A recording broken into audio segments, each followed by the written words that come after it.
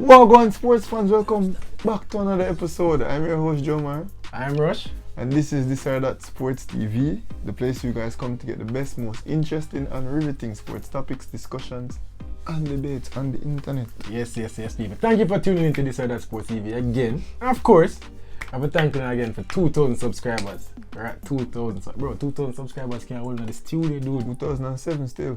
Yeah, counting. You say I start the page. No, man, I lie. After. Yeah, people, so thank you for that. Also, don't forget, if you're watching this video and you're not already subscribed, hit that subscribe button, like the video, and leave a comment under this video. You see it? Mm-hmm. But today, let's get into the video, bro. We want to talk about the under-20 team.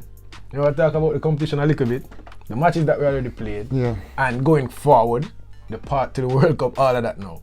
So we just have an under-20 video. First one we'll start with, Costa Rica game gone. Not really talk about that. But the last game against Honduras, let's talk about that result, and then we can just pick up from there, bro. What do you think about the game? We have to talk about it. We have to talk about it. We have to give the people them what they want to hear, Bridget. I don't have to people them want to hear about that. They want to hear what we have to say about it. Because them good have a whole heap to say about it. Yeah, people type in the comment section exactly what you guys have to say about that result, As for me, I must admit, I was not able to watch the full 90 minutes. At the end of the day, it's a Reggae Boyz team out here on the field, and I can't sit down and watch my team get 5, bro. So you're one of them fans that would walk out of the stadium? Yeah. Nah, bro. I hate fans like you. Why do you get 5? Bro, stay and support your team, brother. Stay and watch your team get 5? And then clap them off, you see me? Come again, better next time. Come on, man. You wanna walk out of the stadium type of fan? Man, for left so I can get out, bro. No traffic. Yeah, Bridget. Come on. So yeah, people, I didn't see the 4th and the 5th goal. After the 3rd goal was scored, I was certain that we'd have conceded more, and I kind of clicked off after that. At that point, it was too frustrating to watch. From what I saw, I guess the first 60 minutes of me watching, it's clear we have talent. We have individual talent. It's so clear. But these boys play as though they have never trained or been trained together a day in their life. The defense was disorganized, players who are supposed to be standout players just aren't playing well. We see players who are coming off the bench who are way better than what we had on the pitch before. There's a lot of issues that we identified. However, I do see a silver lining from this on. So what I saw from the game, disorganized defending, talented individuals but poor organization. It's obvious that this team is not being coached well. Yeah, I agree with you, and that's the point, the grand point that I'll take away from this. And I don't want to make it seem like, because it's kind of a soft target to go after the coach and not really analyze the game. I don't want people to view us that way. But we really think this team needs some better coaching. Maybe that can come from this coach, or maybe it can't. But we can see the quality. You see the man in my baller, like you can see it. You see when number 9 get the ball, you see quality. When our ringers get the ball, they might take on people's seat, but then we don't have a way that we want to play. We don't see a vision. We just see individuals trying to make things happen. I must say though, in the first 15 minutes of the game, I saw something, and I was thinking this kind of like Paula's system. The wing backs whipping in crosses, bombing on. Well, not Zimenez, but Rochester. I saw the wingers always driving inside and taking man down the line and whipping the balls in. Saw the forwards tried to get on the end of the cross. I saw some, hints of the Paula system trying to play the ball on the ground for 15 minutes. No man, I see it, and I made note of it. But after that, it was just chaotic. It was embarrassing. Yeah, defending at least was embarrassing. Players that I expect to be doing more, and I kind of wonder. It's like the coaches having meetings with these players and telling them what you want from them. Because I don't know why, or is it me alone? Tell me if this applies to you. When I see Pearson take up the ball, I view Pearson as a deep line playmaker. I guess he's playing the 6 or 8 right now because you have more forward thinking players. But I expect to see, better diagonals. I expect to see balls that are cutting the lines. I'm expecting to see forward thinking football from Pearson. But me I say sideways. I wonder if the coaches get that to him, or he's just not carrying out the role properly. I don't know. Now I beat the young players. Them can do better. I know they're good footballers. But it's so evident, the coaching, something is going on with this team. Now the defending and why we conceded 5. I feel like I can show, for every goal I can show an individual mistake. For every single goal. Every single goal, bro. So I'm wondering what is going on? But then again, generally in football, You can say that for every single goal. yeah, or at least 90% of But it. why is it so evident? Like I can see. Or why are these mistakes so egregious? Yeah, like even the either the fourth or fifth goal that we scored, you saw it, if you watch it, yeah, that we conceded. We definitely didn't score anything. Anyways, definitely didn't score a fifth. Yeah, if you watch it back, bro, you probably never see this one, but go and watch it. Like the defending from Zimenez, it was the man in our 6-yard box and turn him, bro. Like turn him, and he's not like by the time the man kick the ball, he's not even close to it. You know when a man gonna kick a ball, then you expect a sliding tackle or a jump in front of the ball. Him never even put a foot. Yeah, Tariq Zimenez looked very last. You know, even in the first goal that was conceded, it was a square that went cross, and they got a clear header and goal. Like it was down Zimenez's side. And we're big. Jamaica always feels big teams. I know, but we concede from crosses all the time. At every level. It's a paradox. What I will say though, before criticizing, I'll preface my criticism by saying this surface was the worst surface that these players would have played on. Gone are the days where we can say, oh, Jamaican football surfaces are absolutely atrocious. If you think about our local football Premier League, it's been playing at the Horsborough Centre, which is an AstroTurf surface, not the best but not the worst. You know, the Stadium East, the National Stadium and Sabina Park, all relatively okay surfaces, and Tony Spalding. So, what they were forced to play on yesterday was so bad. Like, there's no way FIFA should have even allowed this match to go on. The field was in absolute putrid condition. And keep in mind that we're playing against the host nation. And this is also a field that they would have trained on and they would have been used to it. Especially Honduras and a Central American country, you know, rainforest climates. A lot of rain, a lot of heavy rain will fall. So they'll be used to conditions like this. So I will chalk up the performance being so poorly to the conditions. And as you guys would know, I'm not one who makes excuses for players, nor do I make excuses for teams. However, the field definitely affected how we played. It affected the weight of our passes, it affected the accuracy of our passes, it affected how we dribbled the ball, and it affected how we tried to execute our game. As compared to Honduras, who just literally played on the counter-attack for the whole game. Bro, I hear you, but I have to disagree. Not even slightly, I have to disagree. Yes, the field have something to do with the performance, not to the extent that I think you're trying to make it. I feel like it have a lot to do with what we're trying to do also. You know, it was a lot of individual, and a lot of the goals, maybe one goal, we can chalk it down to the surface. Or okay, the surface didn't allow us to play the football that we wanted to play, but the goals that we conceded had very little to do with the surface. You know, when you look at like the positioning of the players, people being out of position, when you look at no effort and attempting crosses, losing a man in the box, that has very little to do with the surface. So when you analyze the game, I wanted to say that initially. I look at me and say, why is football playing on the surface? But then when I break it down, a lot of people say they're both playing on the same surface, but you made the point, one team would have been used to it more than the other. I have to disagree, bro. I feel like... And they played two different types of football as well. For sure. One thing I must say though, that will go to your point, Honduras is not 5 goals better than Jamaica. And I don't think this Honduran team is better than our Jamaican team on paper. Football is not played on paper, but the quality of our team, Honduras is not better than our team, bro. I'm 100% sure of it, based on what I saw from them in a 5-0 game. Yeah. I know Honduras is not better. So the surface definitely had something to do with it, but it's more to it than that. And whatever that more is, I think had a bigger impact on the game than the surface, for me personally. But the Honduras game is over. We have one more game. And what will this one game mean going forward, bro? Alright, well, you know, I think I'm getting a point will secure us qualification to the next round. We need to not lose the game to qualify to the next round. And I think we'll be more than capable of doing that, you know, but stranger things will happen. I'm not even going to talk about it in the past. I'm talking about as it relates to Jamaican football. Stranger things will happen. Yeah. I flip the script, isn't it? Yeah, makes sense. Stranger things will happen when it comes to the JFF. So who knows what to expect, but I think based on our quality we should overwhelm an Antiguan team. What the implications of that going forward is that most likely, you know, we'll be tied up against either Haiti or Trinidad based on future results within their zone.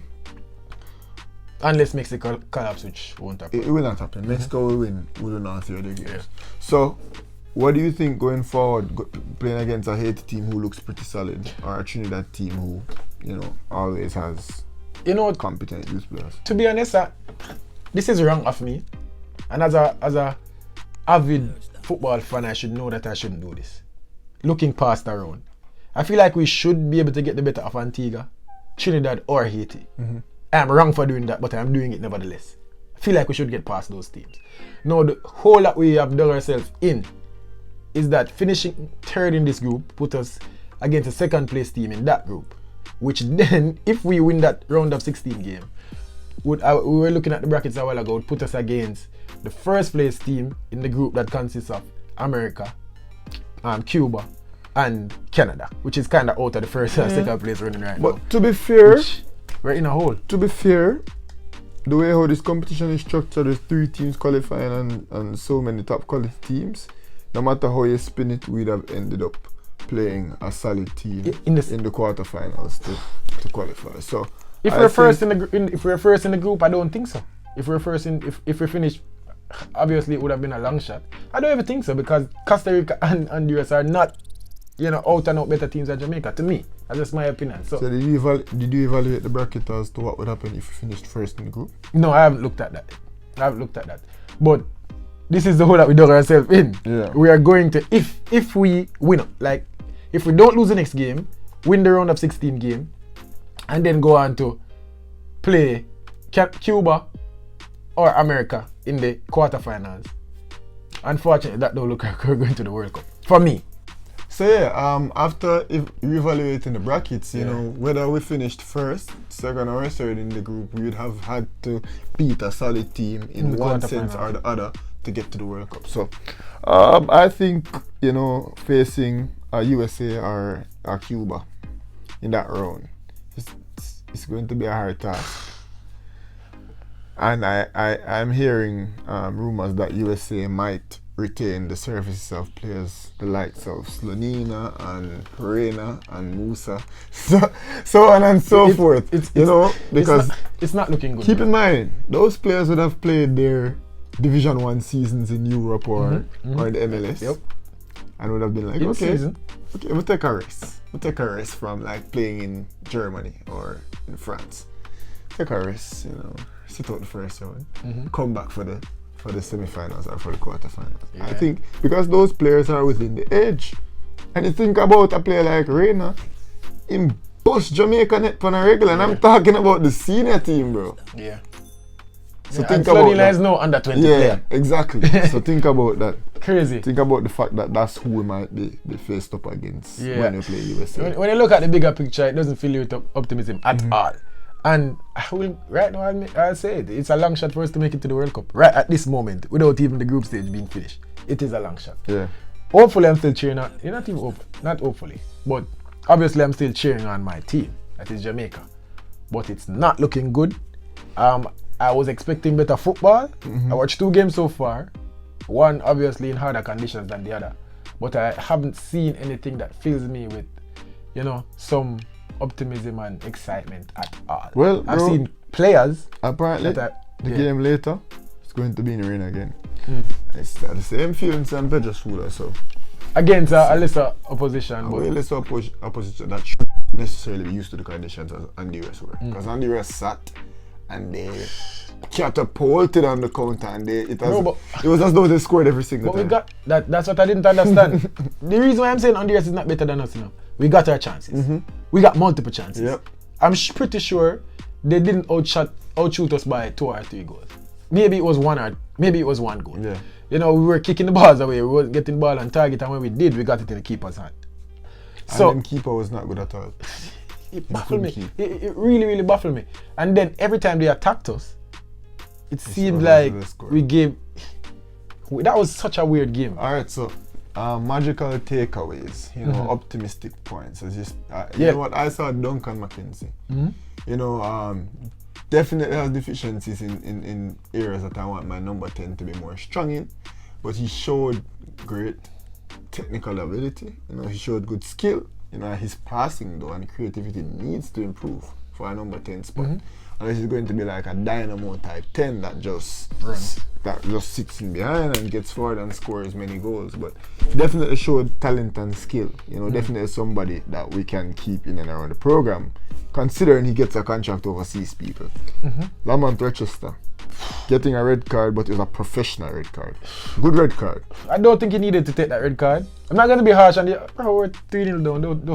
Don't take a red card. Oh, because you have to play. Why? I understand. Count the game and let's I go. was saying it was a good red card, but That's- I didn't consider that. Maybe if it was 0-0. 0-0 or 1-0, you take that red Yeah. card. You want to win the game, or you but want to give yourself a because chance. No, 3-0. straight red card, we probably won't see him again Right, for the there whole we go. competition. There we go. Yeah, So- so. But bad Lamont red card. Rochester, one of the better players in this team. You know, that performance from him, He reminded me of vintage Kemar Lawrence. I was really enjoying it. Whipping in crosses, always in a good defensive position. I Making can't. brilliant last ditch tackles as well. He was at goal line clearance. Yeah. He even tried to save one of the goals and unfortunately came off the Yeah, post. yeah. Really like what I saw from Lamont Rochester. Yeah, as I said, no thinking about what you said. You know, a more mature individual probably wouldn't have taken the red card. But the general thing is, you know, a man breaking away with the goal, they had a decision to make foul and get a red card or concede another goal, they take the foul. Yeah. But based on the circumstances in a tournament situation where you know your team needs you going forward, bad red card. But the play in of itself, Yeah, I understood the play. Yeah, but good nobody's. red card play. I'm sure no one is cursing him. But he just needed some more intelligence for Yeah. that specific play. Other players that stood out to me: Tyler Roberts, live wire, bro. Every time he got the ball, he looked dangerous. Running Chad at those players. James. Chad James was good. Was it Kobe Thomas? Yeah, 16 years old. really good player. Yeah, man. But Really like what I saw from him. as I said, deficiencies, bro. He's in the program like he needs to. His left foot is very weak. Yeah, you In see him fact, always trying to non-existent. force it Yeah. on his right. Yeah. In fact, non-existent. At points, he was getting clear cracks at goal with his left foot. I know. But his deliveries were on point, bro. I saw that from a lot of even Duncan was always trying to get the ball on his stronger foot. I saw many opportunities where they should just take the shot. Yeah. I just put the ball on the left foot, put the ball on the right foot, and kick the ball. You know, one thing I must say with Duncan though, I need some more spatial awareness from him, and I also need some more vision. You know, I need him to be able to pick up. You know, your number 10 must have that knack to pick up spaces and pockets on the pitch, and I wasn't seeing that from him. He was always dropping off a little bit out of the number 10 space to get the ball. You can see how easy Manning Cup is. Because he's When supreme they play- in the Manning Cup, and Christopher Pearson is supreme in the Manning Cup. Christopher Pearson looks average. And obviously, these players are developing players. They are not full-blown professionals at this point. A lot of them still academy players, not even graduates as yet. Yeah, most of them. So we still, you know, they're still in the developmental phase. So we're not even going to, you know, be harsh or beat them, but we're just pointing out certain points of their game that they can develop. One player that we're not talking about that a lot of people talked about is Tyreek Zimenez. I expected better, and I want to see better from Tyreek Zimenez. He's one of the better players that we have in Jamaica.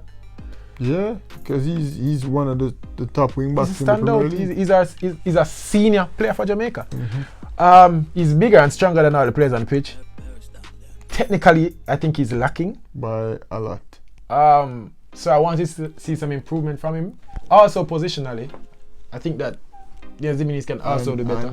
And football IQ, very low. Yeah, so Zimenez needs a lot of work. Yeah. As I say, wanted to see better just based on the hype that was made around. We watch a lot of schoolboy football this year, and Tyreek Zimenez was one of the standouts. But that was just because he was bigger and stronger than everybody else, always overpowering everybody.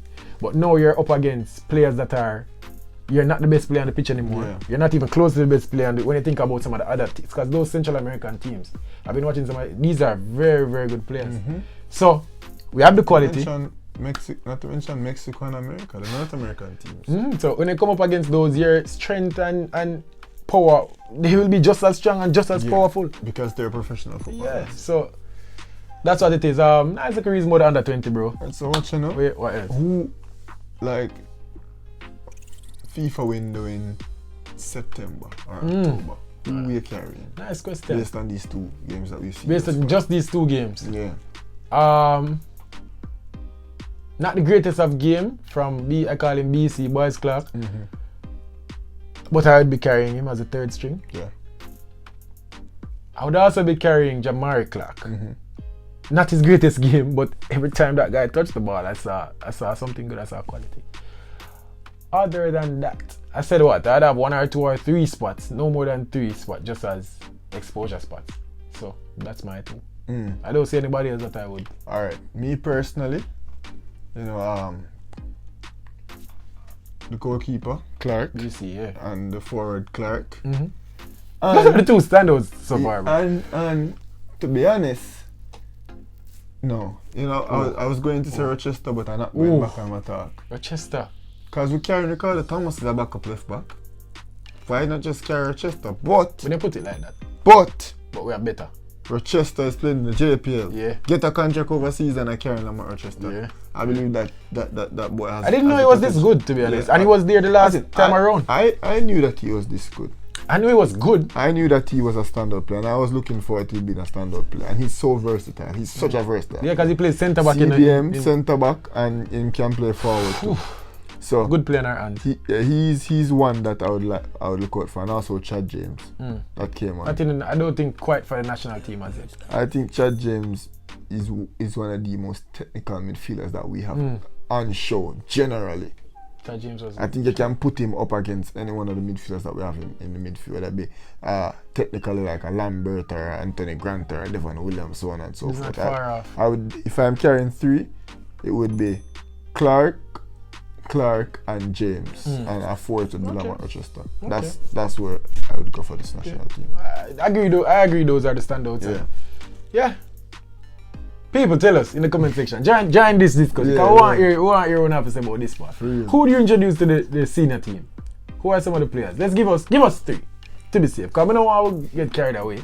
I said no more than 3 exposure spots. Because obviously they're not quite at the level of, if we're going to call for us, of any of the. If we're supposed to call 3, they're not 3 of the best. No. But none of them are 3 of our best in any But position right now. exposure spots and next up spots. Yeah, for sure. Tell us who you want to see in the senior team. But people, this is our video on the under 20 squad. Jamar Clark is a must. No, he has to be in the next column. If it's one, then it's Jamar Clark. He has to be. Yeah. And if we carry Akeem Chambers, then we carry because Boyz Clark is a better goalkeeper than him. Of course, bro. But see the people must sneeze. No man, we're not cutting it. We're not cutting it, bro. We sneeze people, so you know what that means. Time for go. Wrap up time. Yeah, time for go. Alright, people, don't forget, like, comment, share, subscribe. Again, thank you guys for 2,000 subscribers.